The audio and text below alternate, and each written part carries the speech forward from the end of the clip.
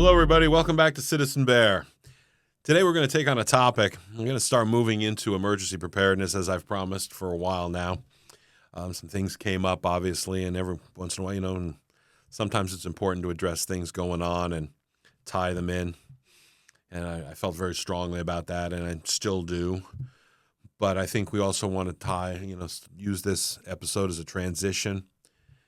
And, even though a great deal has happened the last few weeks, I want to kind of head towards the emergency preparedness topic. And I would be remiss if I didn't talk about mindset and faith as we start heading into emergency preparedness, because it really is the foundation of all being out there in emergency preparedness. And I know people are like, well, Dave, what does faith have to do with emergency preparedness program? Well, first, let me just say there are 5 big topics in emergency preparedness. Based on these 5 topics, most of the time in the emergency preparedness kind of realm, we build gear and equipment and particulars to carry or in order to survive and be out there or have in our homes and stuff like that.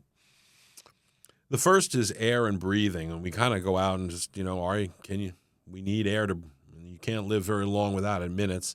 So sometimes we need, respirators and things like that. So it's important to take a look at, do you have a mask? Do you have gear to at least give you some fundamental protection? The second is water, hydration. You need to keep yourself fluid.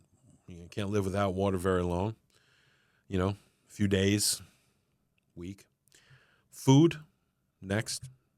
You want to be able to feed yourself and you got to get some calories in. Shelter. You got to be able to keep out of the elements, which keeps you dry, keeps you comfortable, and stuff like that. And then finally, fire, warmth, the ability to make a fire and be warm, and you can cook then, do things for food. So, some people might like to reorder these, but, those are your big 5. I also think it's important to add to these, hygiene is a very important thing. And when I first started this series, I mentioned that, and we'll get down the road on that a little bit more.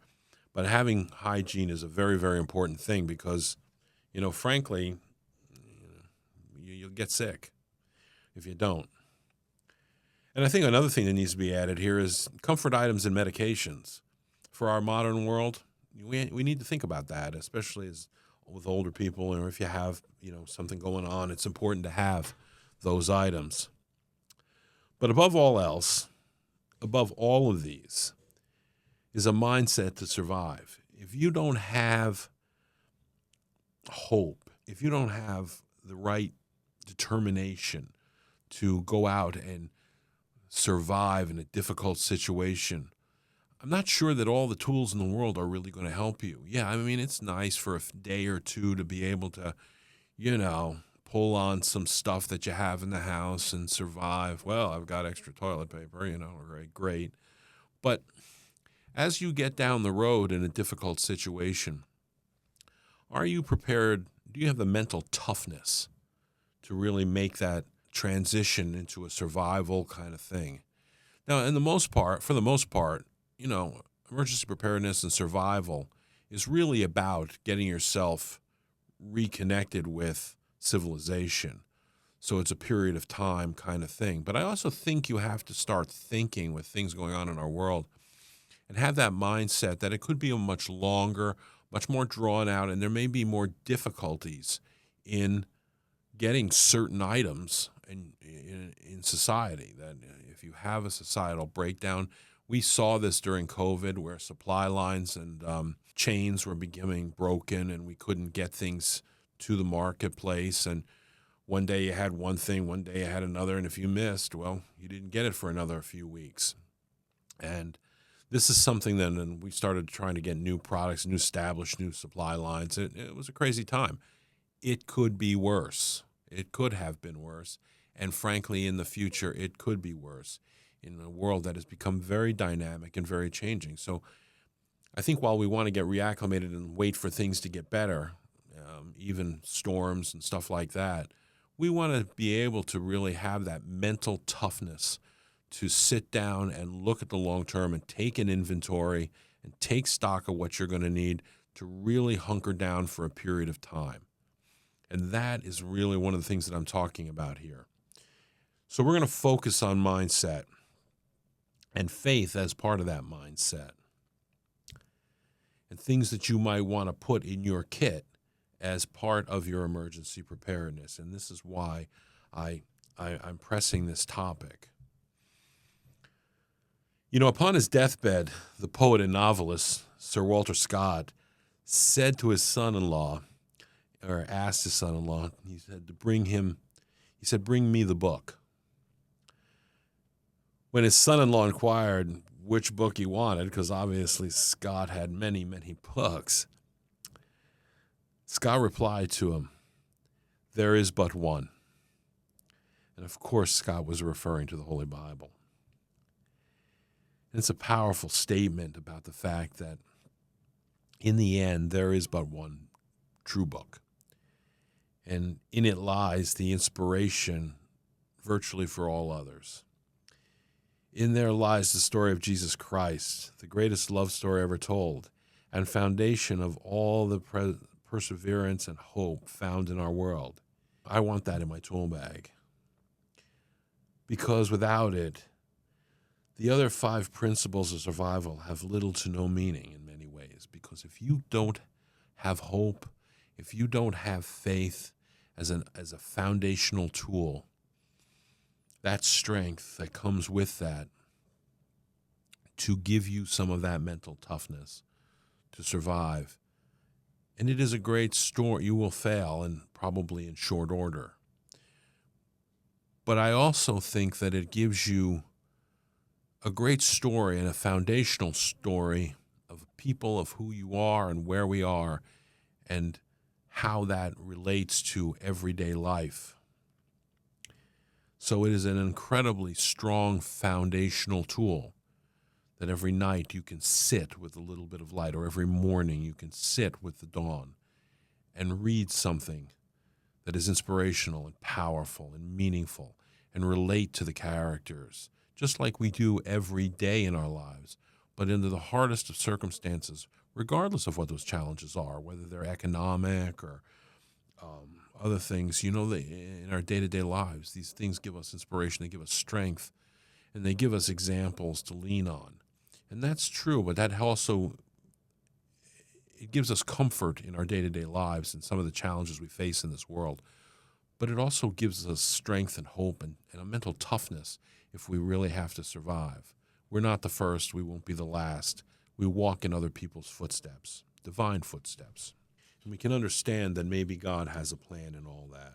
Changing gears a little bit, I want to talk about something I saw recently relating to the social aspects of faith. And I want to cover both, you know, the emergency preparedness side like we just did, and also a little bit of getting on some of the social side here, so and kind of bring them together at the end. In the wake of the Charlie Kirk assassination, we heard a litany of comments from those on the left that ranged from shocking immaturity to heartless and even evil. And I have to tell you, it was the most profound and disturbing part of the entire event. Yes, the assassination of Charlie Kirk took my breath away.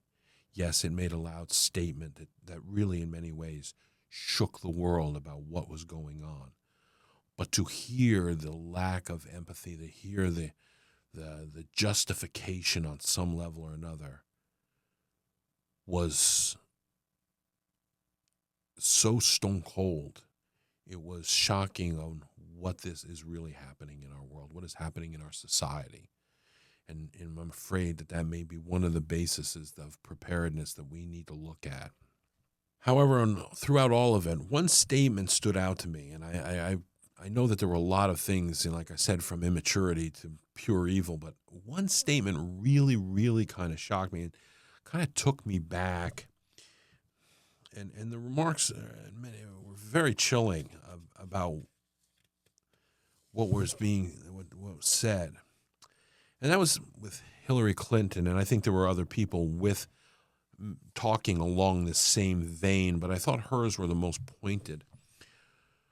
And frankly, I have to be honest, I consider to be one of the most, Hillary Clinton to be one of the most wicked people to darken the door of our political realm. And there are a few others, don't get me wrong. Some of them may even be worse, but truly horrid. And how she spoke openly after Charlie Kirk's assassination, how white Christian males are the real danger to our society. Now, it's a little bit of a paraphrasing, but that white Christian males was the focus of this conversation, and how we were a danger to society. Besides the obvious fact that, the obvious idiocy of that and the implications of it, that Christianity is a very peaceful religion and is really holds no real bearing in truth. That of this, and white Christian men, white Christians all the way around, have done a great deal of good in the world. And I suppose you can point to things that in the past that you don't agree with, and that's okay. But this our experience as human beings is a journey, and we've learned a lot and we grow.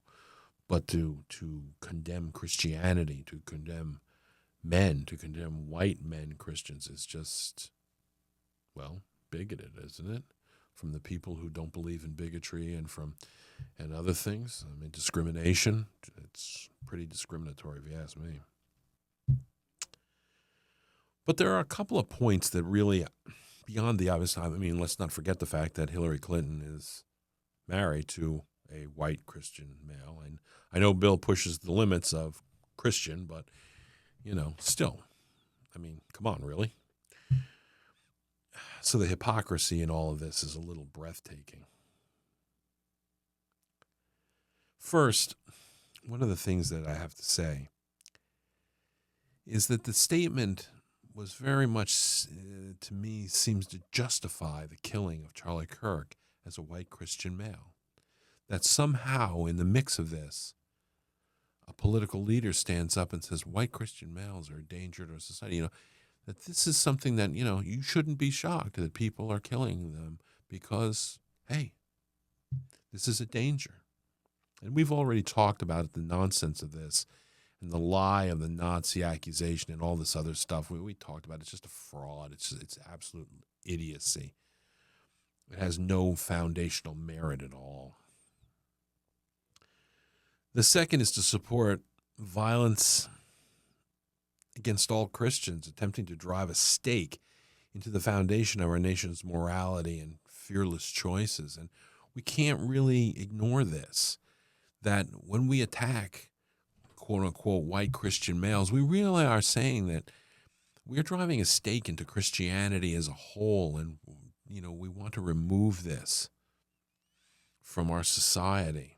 This is in the same vein very much as calling conservative Nazis dangerous to society and even subhuman.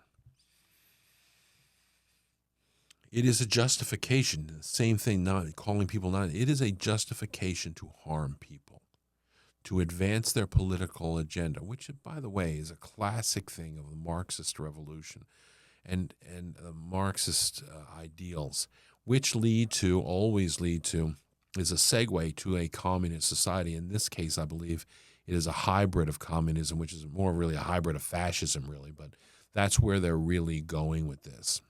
Different versions. It is a global socialism, not national socialism.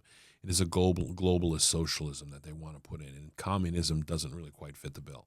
They want to keep some of that Nazi virtue of having business and industry of a type. And China has even moved away from this a little bit. They're not pure communist anymore. They've moved more to that hybrid where they're, kind of taking some of those Nazi ideals, this socialist ideal, on board so they can be part of this global economy.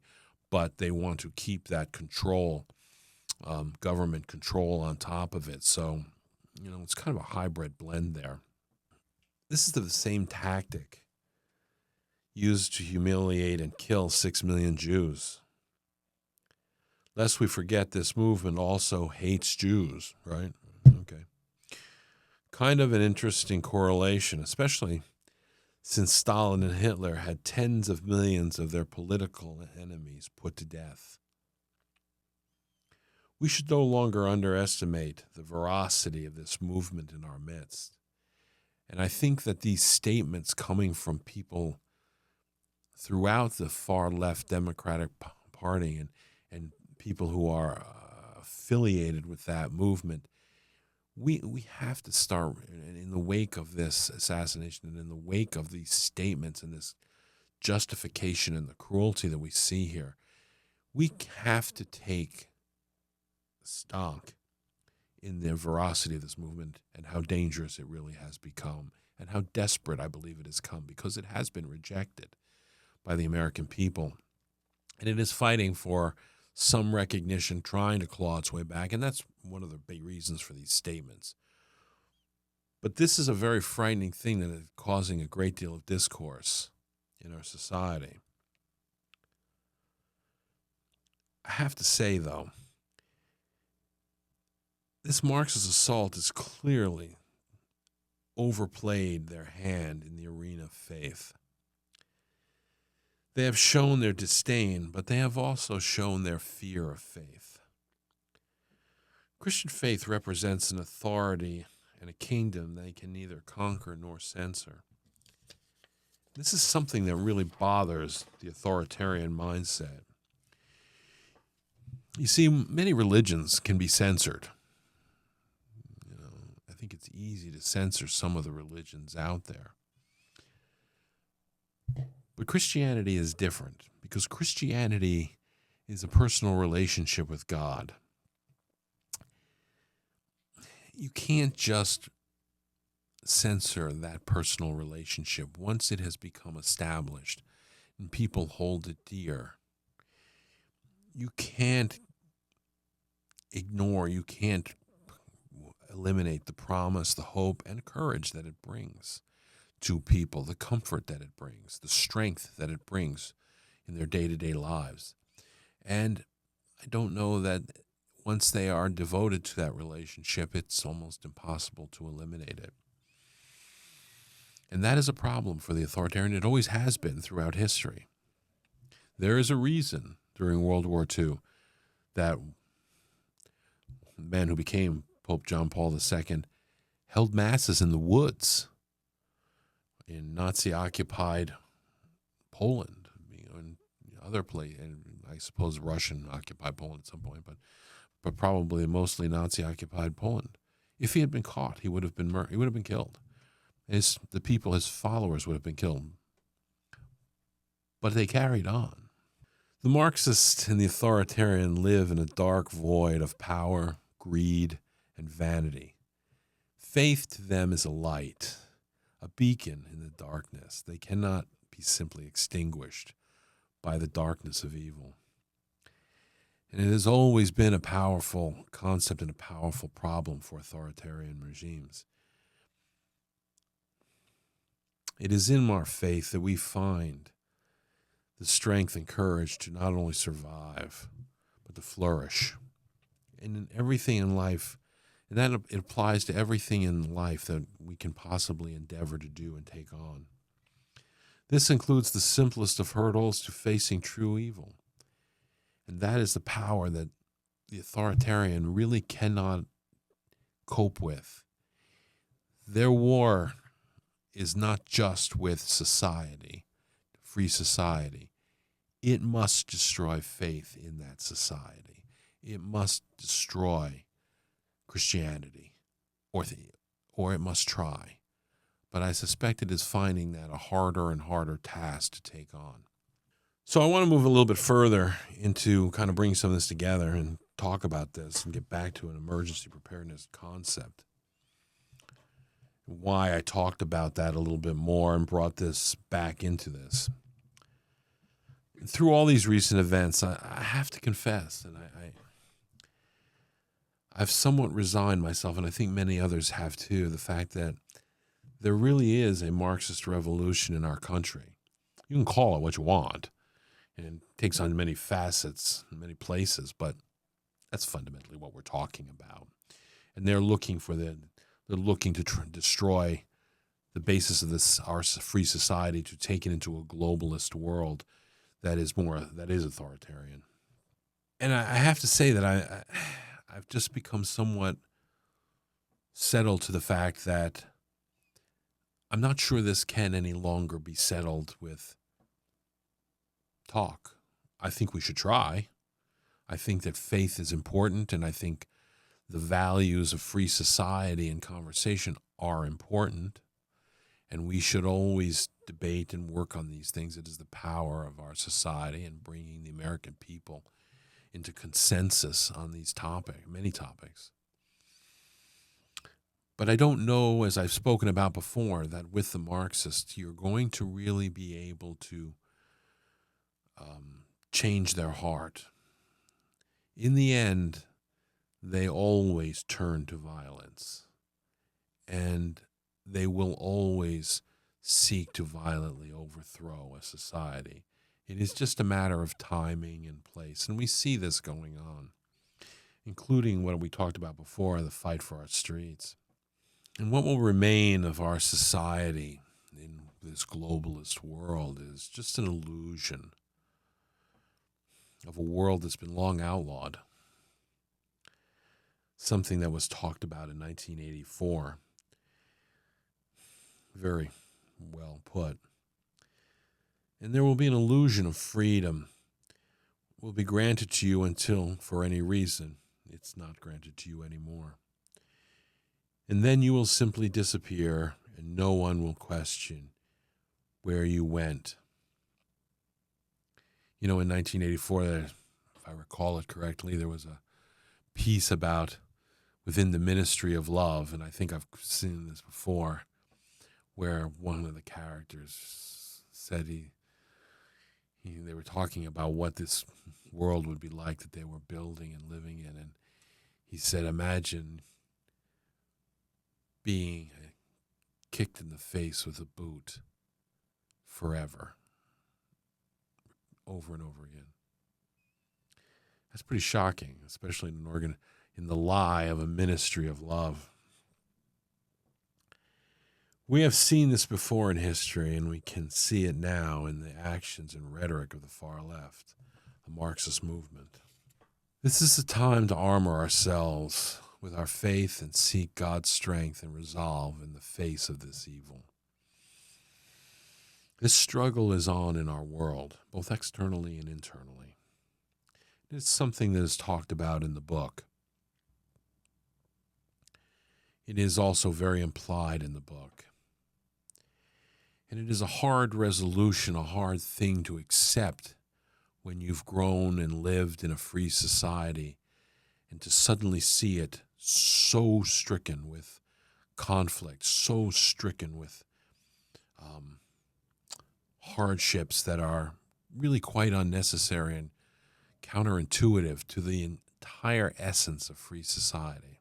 If you are unable or unwilling to see how far down the rabbit hole the Democratic Party has gone, you need to look no farther than right here in Philadelphia and a few other democratically controlled cities around our nation flying the communist Chinese flag, celebrating the founding of the CCP.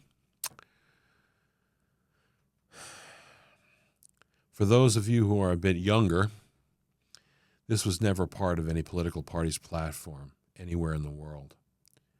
They do not celebrate the French independence, nor do any former Soviet bloc countries' liberation to the free world. Nope. Nobody except communist China, a country that is increasingly dedicated to the destruction of our way of life. That is who they choose to celebrate.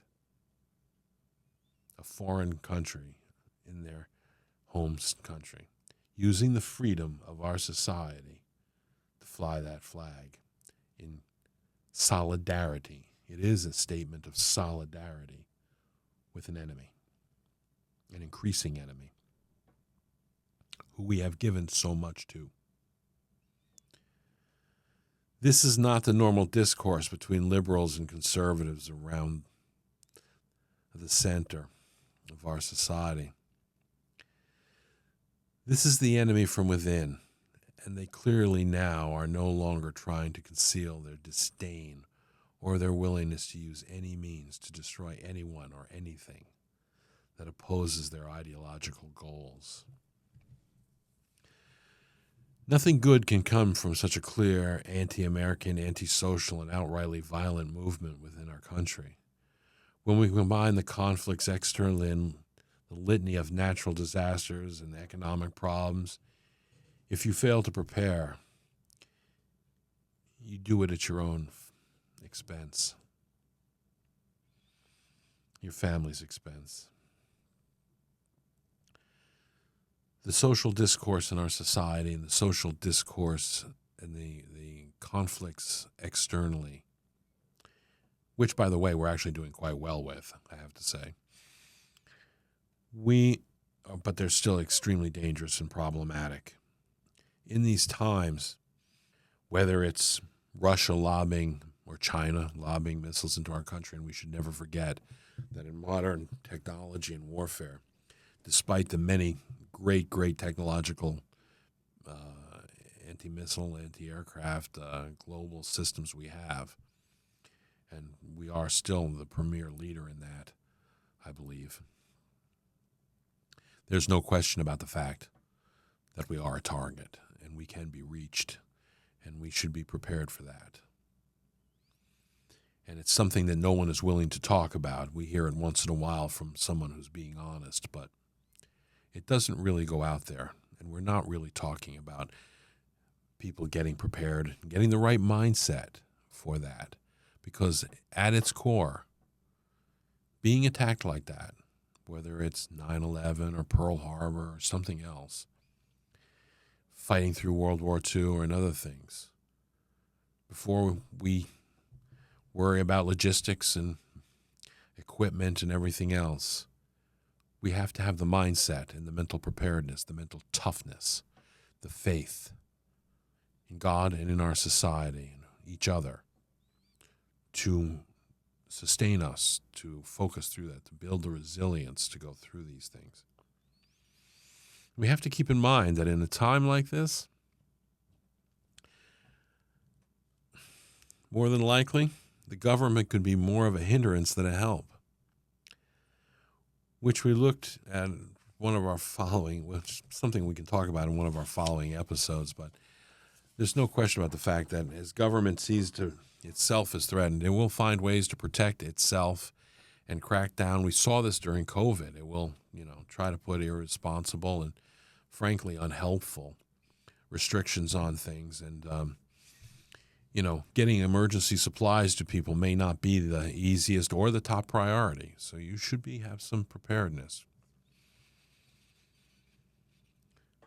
In my opinion, there's no better place to begin than an emergency plan than in your heart and in your mind. Are you really ready to survive if things really go bad inside our country, inside our world? The problem for many in this concept is that their ideological views revolve around leaning on the government. Unfortunately, time and again, around the world, such authoritarian regimes and ideologies have proven their willingness to kill their own citizens.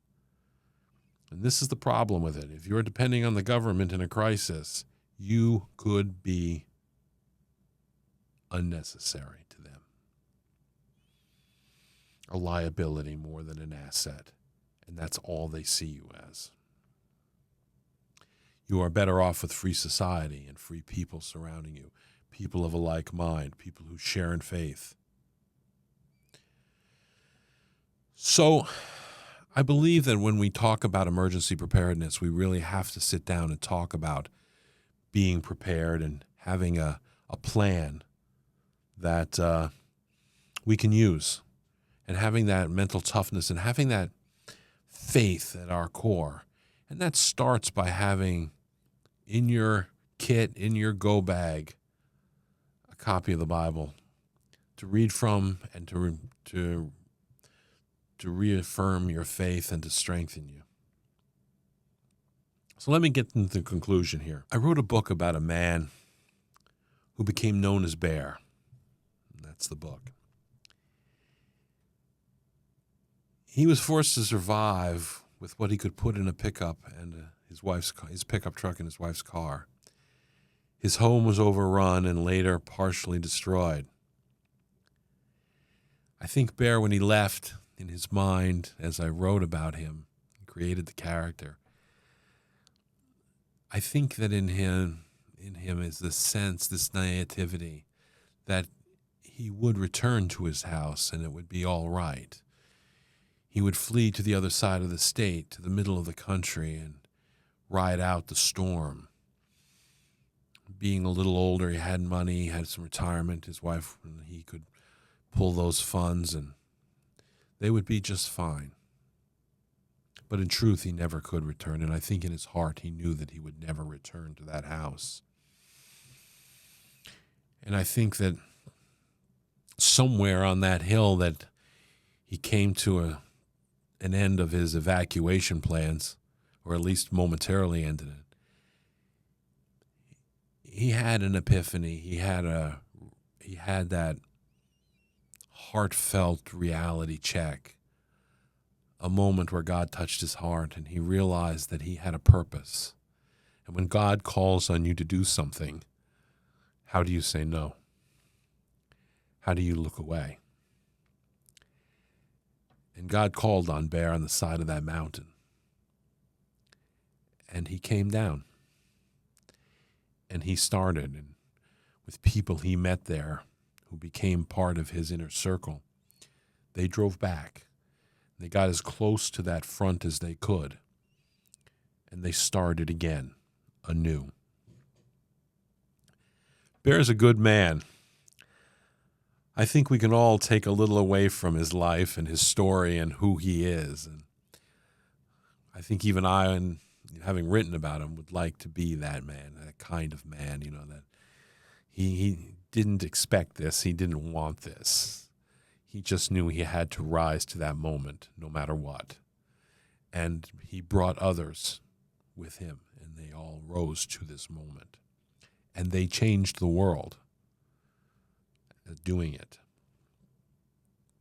It is the power of free society, and it is the power of faith. One thing he never left behind was his faith, nor his belief in free society. In fact, it became central to his success.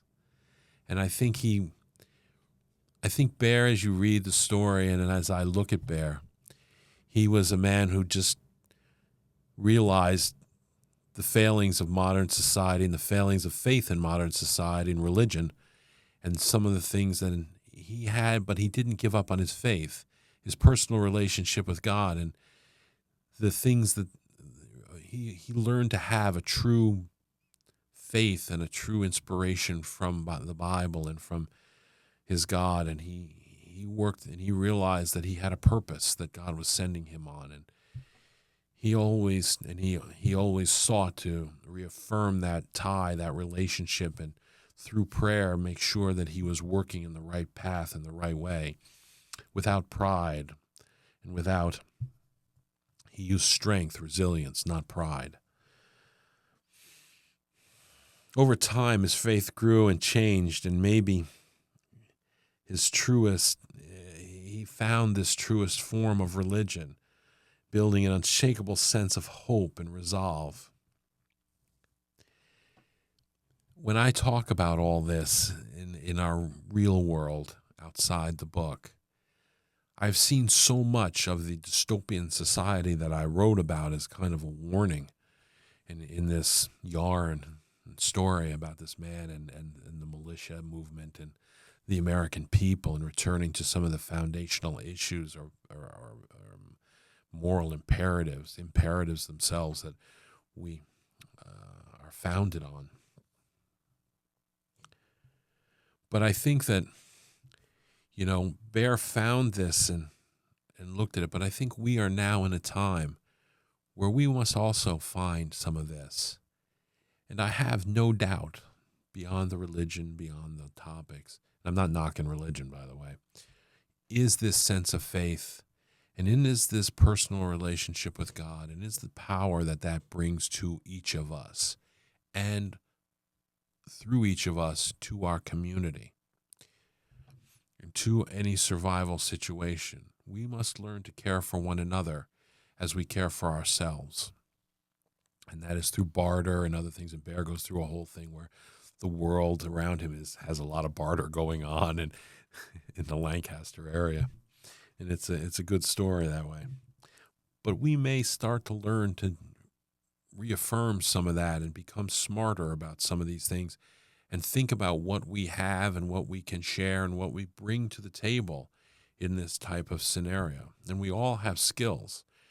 Some of them may have to be universal, but others are unique skills, and that's always something we bring to the table. Moving forward, I want to build on this idea and talk about the different aspects of preparedness, those 5 or 7 pillars that I talked about. And I want to have several guests and to talk about preparedness and a wide range of topics. Yes, Steve, I'm talking about you as one of them, one of the most important ones. And Steve is an old friend of mine, and I have to be honest, he has one of the best and most well-rounded views on preparedness. It's not just emergency preparedness; it's depth in true preparedness and learning to live.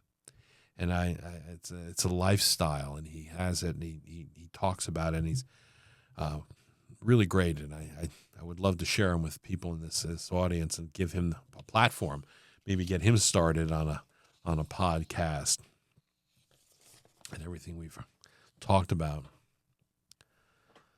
And I want to build on the platform of faith because I think it's inherent. I think it is a foundational concept. Like I said, if you don't have the mindset to survive, the idea of being prepared is somewhat unrealistic. So not unnecessary, but you've already wounded yourself. You've already, handicapped your ability to survive if your mind is not in it. And as I said, I think that learning to care for one another and building a community of like-minded people is an important part of this emergency preparedness thing. And I think we are building that on the great aspects of faith, hope, and love. We have a world to save for our children and for our grandchildren. Yes, we have been betrayed by many of those who swore to protect us. But we start this journey where we are with what we have in our hearts. And let us never forget that is a powerful thing.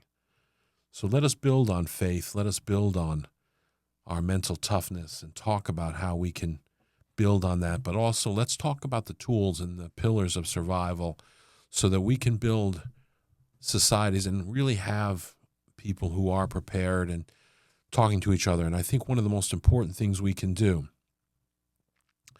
is talk about these different aspects. There's a concept out there, and I think my friend Steve might talk about it far better than me, but the gray man concept of blending in and, never having too much, never having too little. Don't let people see too much. Don't let people see too little. Kind of being the gray man in survival, in a survival situation, particularly in kind of like an urban survival situation, dystopian, post-apocalyptic kind of thing, But I would also societal breakdown. But I would also say that while that's important, there is also the concept of bringing people together. There is strength in community. There is strength in caring for one another. Empathy, as I've talked about before, has incredible power. And so we have to find in our discussion, when we talk about just the tools that we put into our kit, we have to talk about the why we're putting it in and the wherefores of having these different tools to help accomplish these different pillars and what they bring to the table in not just your own emergency preparedness and your own strength to survive, but what you bring to a community as a survival situation and amongst your peers. And that is a powerful, powerful thing that, frankly, I don't know that anyone can overcome if you're willing to stand your ground. So let us pick up an endeavor on emergency preparedness. We'll have some fun. We're going to have some interesting topics, and we'll see how we put this together. Thanks.